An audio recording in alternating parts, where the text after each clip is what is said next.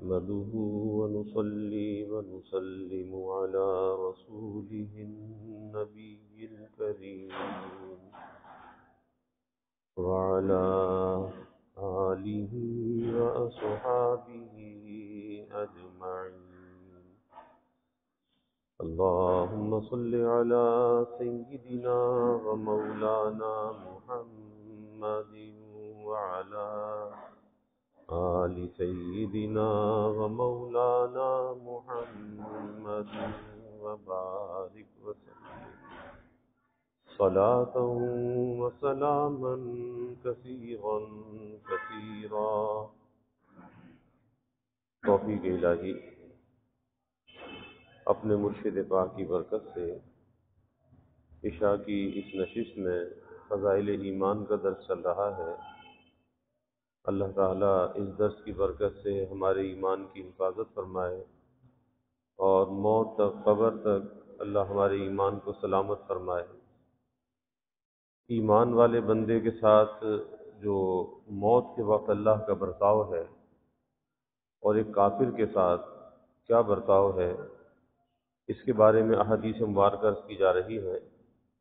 گزشتہ کل یہ بات چل رہی تھی کہ اللہ کے حبیب صلی اللہ علیہ وسلم نے ارشاد فرمایا کہ جو شخص اللہ تعالیٰ کی ملاقات کو پسند کرتا ہے،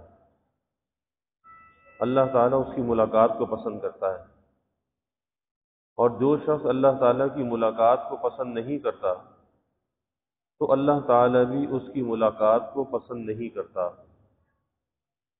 اور یہ بڑی اہم چیز ہے کہ دوست سے ملاقات کو پسند کرتا ہے.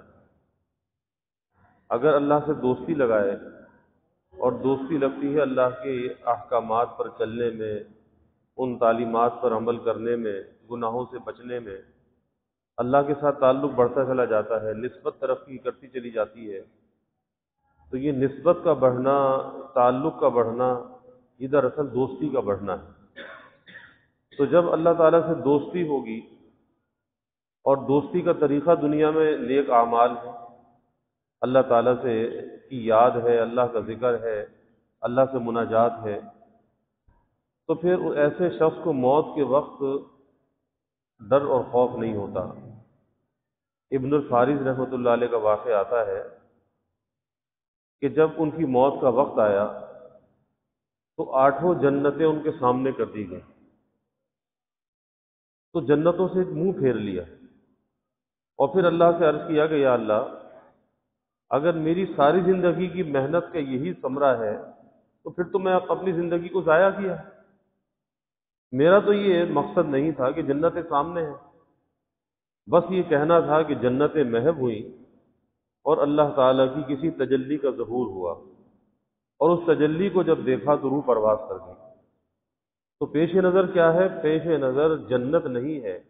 ہاں، جنت اس لیے مطلوب ہے کہ مقام رضا ہے، وہ اللہ کے دیدار کا مقام ہے، اللہ کی رضا کا مقام ہے کہ وہاں جا کر اللہ کی رضا حاصل ہوگی، اور ایسی رضا حاصل ہوگی کہ پھر کبھی اللہ ناراض نہیں ہوگا، ہمیشہ ہمیشہ کے لیے اللہ اپنی رضا کا اعلان فرما دے گا. تو دنیا کی زندگی ایسی گزارنی چاہیے کہ جس میں اللہ سے ملاقات کا شوق دل میں ہو. جب یہ بات آپ صلی اللہ علیہ وسلم نے ارشاد فرمائی تو یہ سن کر حضرت عائشہ رضی اللہ عنہا یا آپ کی ازواج میں سے کسی اور نے عرض کیا کہ یا رسول اللہ صلی اللہ علیہ وسلم، ہم تو موت کو ناپسند کرتے ہیں. یعنی اگر طبعی طور پر دیکھا جائے تو آدمی دنیا سے جانا نہیں چاہتا، دنیا سے جانے کو پسند نہیں کرتا. تو یہ فوراً یہ سوال کیا کہ ہم تو موت کو ناپسند کرتے ہیں. تو حضور نبی کریم صلی اللہ علیہ وسلم نے ارشاد فرمایا کہ یہ مراد نہیں، بلکہ مراد یہ ہے کہ جب مومن کی موت آتی ہے تو اس بات کی خوشخبری دی جاتی ہے کہ خدا اس سے راضی ہے اور اسے بزرگ رکھتا ہے، اللہ کی قدر کرتا ہے.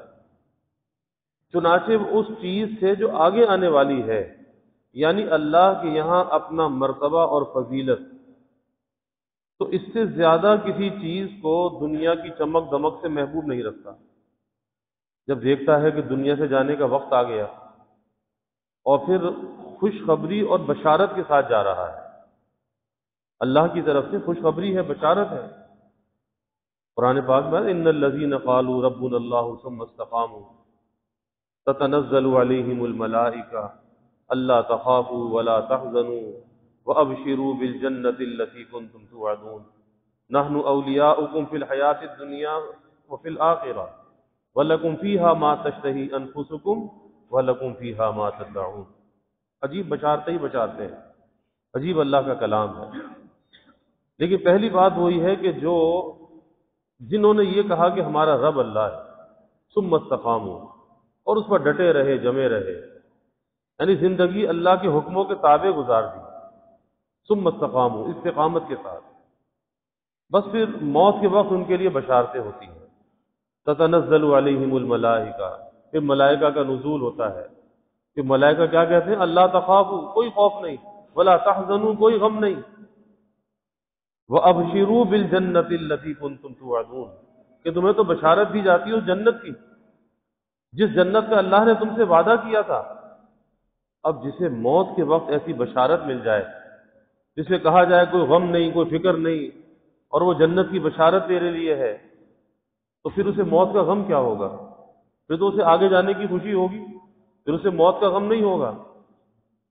اور پھر وَلَكُمْ فِيهَا مَا تَشْتَهِي أَنفُسُكُمْ وَلَكُمْ فِيهَا مَا تَدَّعُونَ، کہ وہ جنت کیسی ہوگی کہ جس چیز کی خواہش کرے گا، جس چیز کی اس کو اشتہا ہوگی، چاہت ہوگی، بس ادھر چاہت ہوگی، ادھر وہ چیز پوری کر دی جائے گی۔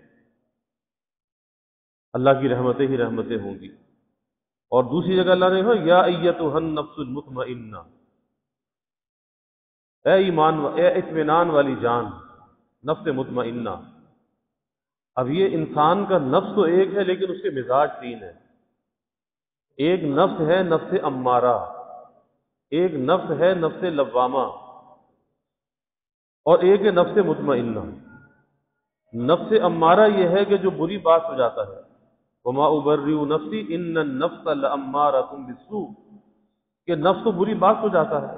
یوسف علیہ السلام نے کہا ان النفس لامارۃ بالسوء، یہ کیا ہے؟ یہ نفس امارہ ہے کہ جس کے اندر شر ہی شر ہے، برائی ہی برائی ہے، اس میں خیر کی کوئی چیز نہیں ہے، بس گناہ کے راستے پر ہی چلتا ہے۔ پھر جب آدمی کچھ محنت کرتا ہے، اس نفس کی خواہشات کو توڑتا ہے، اس کی مخالفت کرتا ہے، تو پھر یہ اماریت سے نکل کے لوامیت کی طرف آتا ہے، یعنی پھر یہ مابین خیر و شر ہو جاتا ہے، کبھی خیر کی طرف کبھی شر کی طرف۔ تو یہ بھی غنیمت ہے، اس کی اللہ نے قسم کھائی، وہ بن نفس اللوامہ، نفس لوامہ کی اللہ نے قسم کھائی ہے۔ لیکن اس نفس لوامہ پر بھی کفایت نہیں ہونی چاہیے، اسے اطمینان والا نفس بنانا چاہیے، اور جو اطمینان والا نفس ہے، پھر قرآن میں اس کے لیے اللہ نے بشارتوں کو بیان کیا ہے۔ اطمینان والا نفس کیا ہے؟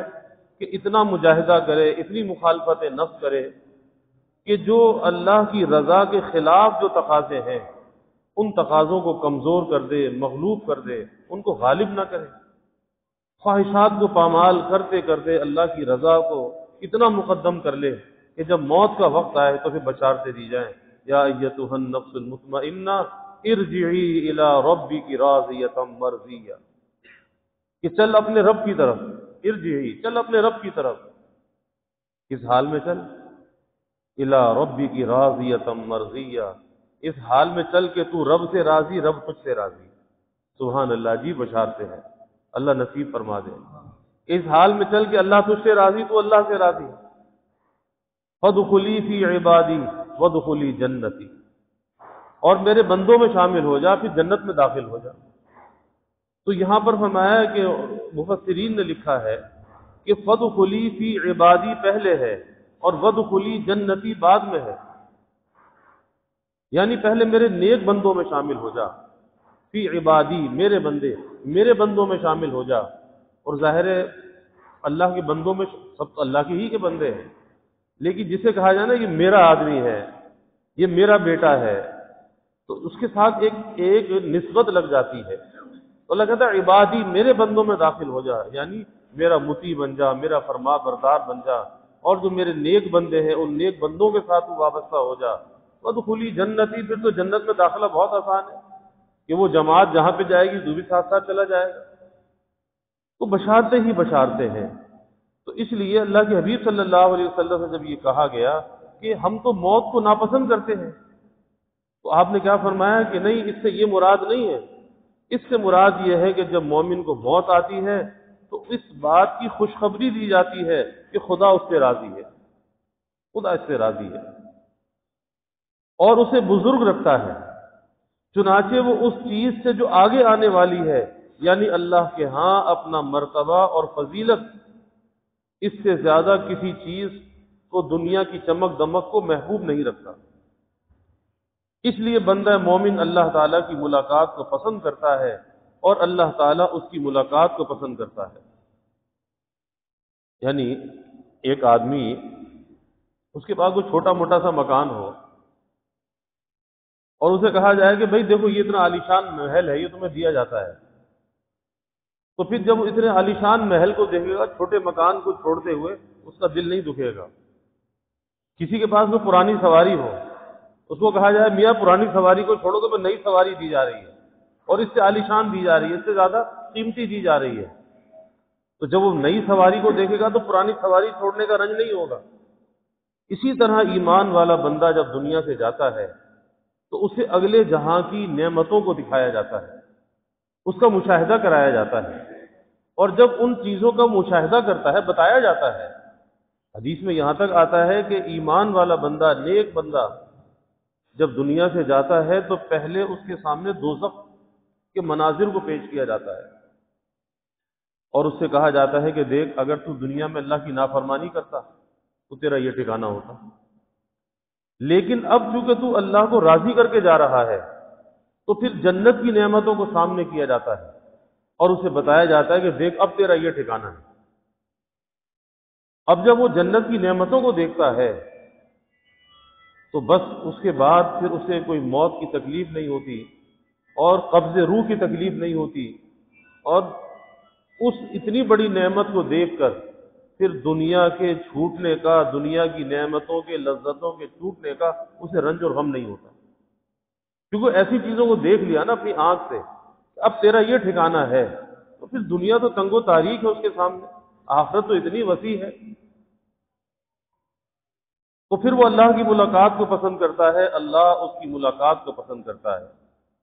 اور جب کافر کو موت آتی ہے تو اسے قبر میں خدا کے عذاب اور دوزخ کی سخت ترین سزا کی خبر دی جاتی ہے، اور کافر کے بارے میں بھی آتا ہے کہ اس کے سامنے پہلے جنت کو پیش کیا جاتا ہے اور بتایا جاتا ہے کہ دیکھ، اگر تو ایمان کے ساتھ رہتا، تو نیکی کے ساتھ جیتا، تو اس ایمان کا بدلہ یہ جنت ہوتی، لیکن اب تو نافرمان اور باغی ہو کر رہا نا، اب تیرا ٹھکانہ یہ جہنم ہے، پھر جہنم سامنے کر دی جاتی ہے۔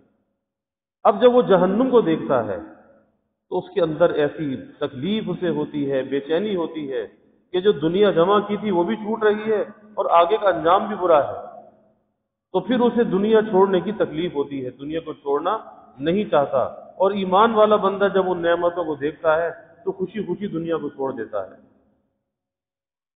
تو جب کافر کی موت آتی ہے اسے قبر میں خدا کے عذاب اور دوزخ کی سخت ترین سزا کی خبر دی جاتی ہے، چنانچہ وہ اس چیز سے جو اس کے آگے آنے والی ہے، یعنی عذاب وغیرہ سے زیادہ اور کسی چیز کو ناپسند نہیں کرتا۔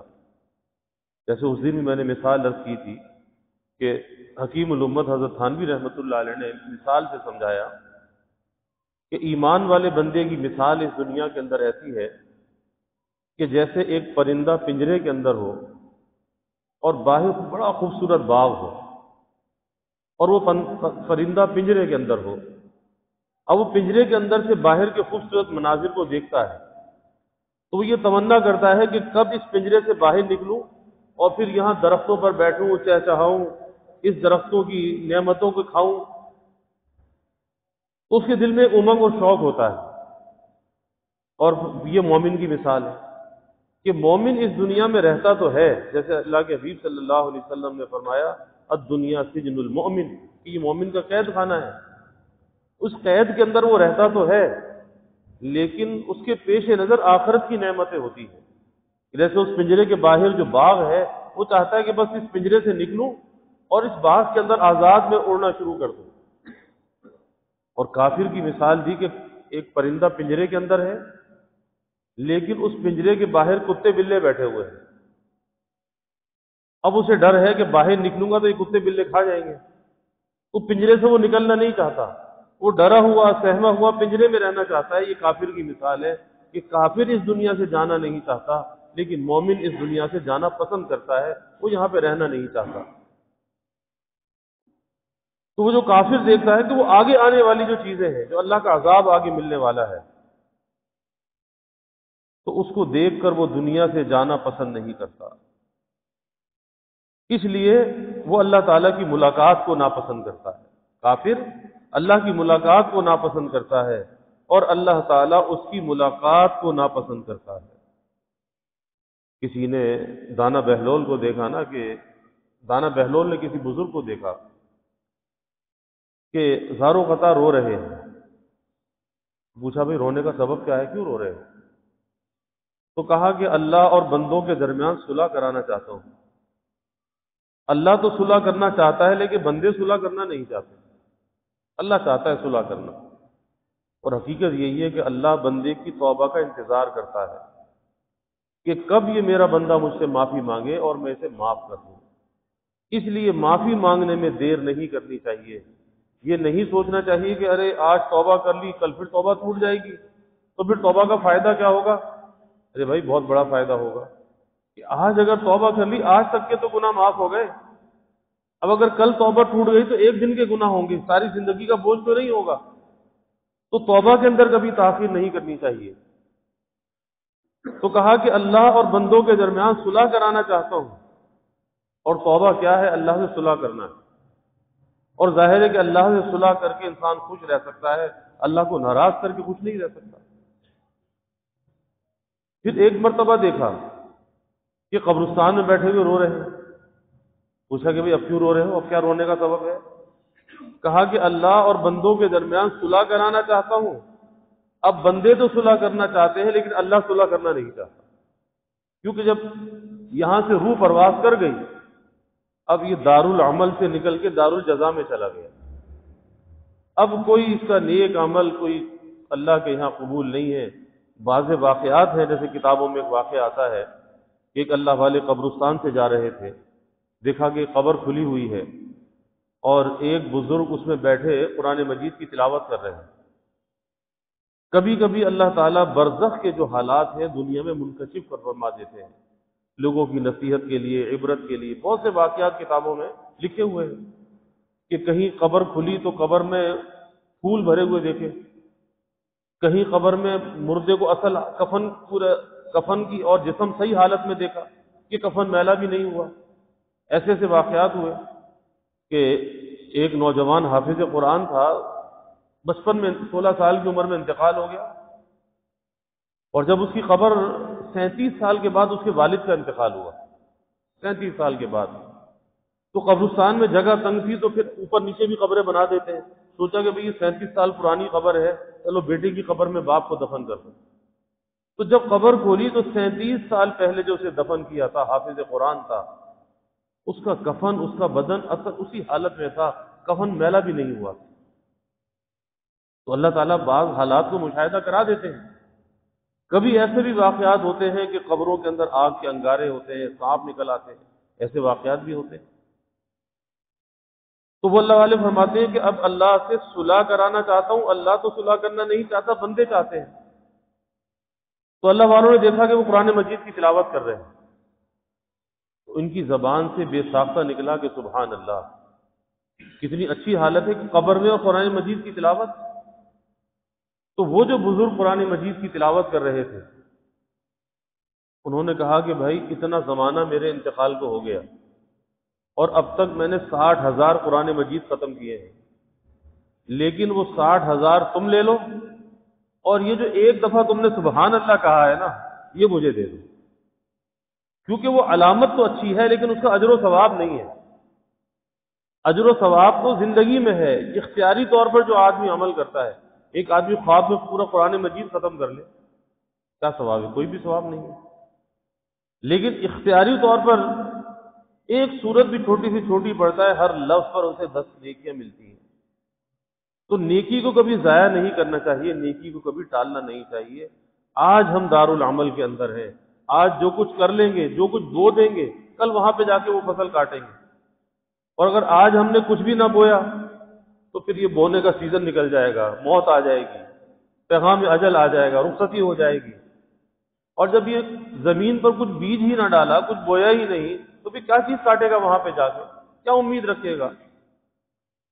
تو کافر اللہ کی ملاقات کو پسند نہیں کرتا تو اللہ بھی اس کی ملاقات کو ناپسند کرتا ہے، یعنی اسے اپنی رحمت اور مزید نعمت سے اللہ اسے دور رکھتا ہے کافر کو۔ اور اگر کافر دنیا میں کوئی اچھا کام کرتا بھی ہے تو کافر کے اچھے کام کا صلہ اللہ دنیا میں دے دیتا ہے، دنیا میں دے دیتا ہے۔ کافر کے کسی کام کا صلہ اللہ آخرت پہ نہیں رکھتا، اس کا صلہ دنیا میں مل جاتا ہے، اس لیے اس کی جنت ہے، وہ جو چاہے یہاں پہ کرے۔ لیکن ایمان والے بندے کا جینے کا انداز، رہنے کا انداز الگ ہے، اور کافر کا انداز الگ ہے۔ کبھی ان کی تشبہ کو اختیار نہیں کرنا چاہیے، نہ ان کے طور طریقوں کو پسند کرنا چاہیے، کہ ان کا زندگی گزارنے کا انداز کچھ اور ہے، ہمارا کچھ اور ہے۔ مولانا روم رحمۃ اللہ علیہ نے مثال دی کہ ایک چرواہا جنگل میں بکریاں چرا رہا تھا، اسے شیر کا بچہ مل گیا، وہ شیر کا بچہ لے آیا، بکریوں میں چھوڑ دیا، وہ پلتا رہا، پل پل کے بڑا بھی ہو گیا۔ ایک مرتبہ بکریوں کے ریوڑ کے ساتھ تالاب پر گیا، تالاب پر جا کر جب اس کو پانی میں اپنا عکس نظر آیا تو اسے احساس ہوا کہ میں تو کچھ اور ہوں اور یہ کچھ اور ہے، یعنی یہ تو بکریاں ہیں اور میں شیر ہوں۔ تو پانی کے اندر جب اس نے اپنا عکس دیکھا تو اس سے اپنی اصلیت اس کے اندر لوٹ آئی، اور اس نے ایک بکری پہ حملہ کیا، اسے چیڑ پھاڑ کے کھا گیا۔ تو مولانا روم رحمۃ اللہ علیہ یہ حکایت بیان کر کے اس سے نصیحت کا حصہ بیان کرتے ہیں، فرماتے ہیں کہ بھائی جیسے بکری گھاس کھاتی ہے اور شیر گوشت کھاتا ہے، تو مومن کے جینے کا تالاب الگ ہے، کافر کے جینے کا تالاب الگ ہے۔ اس لیے کبھی ان جیسا بننے کی کوشش نہیں کرنی چاہیے کہ جی جیسے کافر زندگی گزار رہے ہیں ہم بھی ویسے گزاریں، نہیں، ہماری زندگی الگ ہے، ان کی زندگی الگ ہے، ہمارے طور طریقے، تہذیب، ثقافت سب الگ ہے اور ان کے الگ ہیں۔ اللہ ہمیں صحیح عمل کی توفیق عطا فرمائے۔ الحمد للہ رب العالمین والعاقبۃ للمتقین والصلاة والسلام علی اشرف الانبیاء والمرسلین، اللہم صل علی سیدنا و مولانا محمد وعلی آل سیدنا و مولانا محمد وبارک وسلم۔ ربنا آتنا فی الدنیا حسنہ وفی الآخرۃ حسنہ وقنا عذاب النار۔ ربنا اتمم لنا نورنا واغفر لنا انك على كل شيء قدير۔ اللهم اعنا على ذكرك وشكرك وحسن عبادتك۔ اللهم انا نستعينك على طاعتك۔ اللهم وفقنا لما تحب وترضى من القول والعمل والفعل والنية والهدى انك على كل شيء قدير۔ اللهم ارزقنا حبك وحب حبيبك صلى الله عليه وسلم۔ اللهم ارزقنا شهادة في سبيلك واجعل موتنا ببلد رسولك۔ یا اللہ یا رحمان یا رحیم یا کریم یا ارحم الراحمین یا اکرم الاکرمین، یا اللہ ہمارے گناہوں کو معاف فرما، یا اللہ ہماری خطایا سے درگزر فرما، یا اللہ اپنی محبت معرفت عطا فرما، اپنی رضا والی زندگی یا اللہ نصیب فرما، رضا والے کاموں کی یا اللہ توفیق عطا فرما، یا اللہ ہمیں دین پر استقامت عطا فرما، اور یا اللہ موت کے وقت جو بشارتیں ہیں اے اللہ ان بشارتوں کا ہمیں مورد بنا، یا اللہ تیری ملاقات کا شوق ہمارے دلوں میں پیدا فرما، موت کی رغبت یا اللہ دلوں میں پیدا فرما، اعمال آخرت کا یا اللہ اہتمام کرنے والا بنا، نیکی اور تقوی کے ساتھ زندگی گزارنے والا بنا، یا اللہ ہر نیکی کی رغبت دلوں میں پیدا فرما، ہر نیکی کا کرنا آسان فرما، اے اللہ اپنی تائید و نصرت کو ہمارے شامل حال فرما، یا اللہ تیری مدد کے بغیر نہ ہم کوئی نیکی کر سکتے ہیں نہ گناہ سے بچ سکتے ہیں، اے اللہ قدم قدم پر تیری مدد کے محتاج ہیں، اللہ تو اپنی مدد کو ہمارے شامل حال فرما، ہمیں بے یار و مددگار نہ فرما۔ یا اللہ اپنی تائید و نصرت کو ہمیشہ شامل حال فرما۔ سب کے دلوں کے نیک ارادوں کو، تمناؤں کو از غیب پورا فرما۔ سب کی حاجات کو یا اللہ پورا فرما۔ سب کی پریشانیوں کو دور فرما۔ بیماریوں سے یا اللہ حفاظت فرما۔ ہر ناگہانی بلا اور مصیبت سے یا اللہ حفاظت فرما۔ زمینی آسمانی آفات سے یا اللہ حفاظت فرما۔ موذی امراض سے یا اللہ حفاظت فرما۔ یا اللہ سب کے علم میں، عمل میں، رزق میں خوب خیر و برکت فرما۔ ابواب رزق یا اللہ کشادہ فرما۔ رزق حلال عطا فرما، آسان عطا فرما، برکت والا عطا فرما۔ یا اللہ کبھی کسی کو مخلوق کا محتاج نہ بنا، اولاد کا محتاج نہ بنا۔ یا اللہ فساق فجار کا دستے نگر نہ بنا، ہمیشہ اپنے در کا سائل اور بھکاری بنا، اپنے در کا منگتا اور سوالی بنا۔ یا اللہ اپنے غیر سے ہماری امیدوں کو قطع فرما، اپنی ذات عالی کا یقین ہمارے دلوں میں پیدا فرما۔ یا اللہ ہر امید کو اپنی ذات سے وابستہ کرنے والا بنا۔ یا اللہ ایمان کی ترقی، اعضاء کی سلامتی عطا فرما۔ ہر محتاجی معذوری سے یا اللہ ہماری حفاظت فرما۔ یا اللہ ہمارے ملک پر اپنی رحمتوں کا نزول فرما۔ اس ملک کو امن کا، سلامتی کا گہوارہ بنا۔ یا اللہ اس ملک میں معاشی، معاشرتی، اخلاقی استحکام عطا فرما۔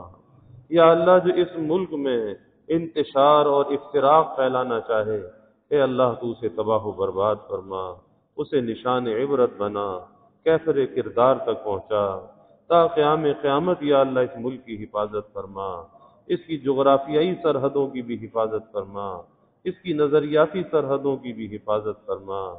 یا اللہ سب کے گھروں میں چین، سکون، عافیت، راحت عطا فرما، نعمتیں، برکتیں عطا فرما۔ یا اللہ ہر ابتلا سے، آزمائش سے حفاظت فرما۔ یا اللہ ہر قسمی نعمتوں میں برکت اور ترقی عطا فرما۔ یا اللہ گھروں کے ماحول کو جنت نشاں بنا، بڑوں کا اکرام کرنے والا بنا، چھوٹوں پر شفقت کرنے والا بنا، خلق خدا سے درگزر کرنے والا بنا، اچھے اخلاق کا حامل بنا، اچھے کردار کا حامل بنا، اچھی گفتار کا حامل بنا، سب کی اولادوں کو یا اللہ نیک صالح بنا، آنکھوں کی ٹھنڈک بنا، والدین کے لیے راحت کا ذریعہ بنا۔ یا اللہ سب کی اولادوں کا مستقبل تابناک فرما، والدین کو اولاد کی خوشیاں دیکھنا نصیب فرما۔ یا اللہ جو ہم نے مانگا وہ بھی عطا فرما، جو نہ مانگ سکے وہ بھی عطا فرما۔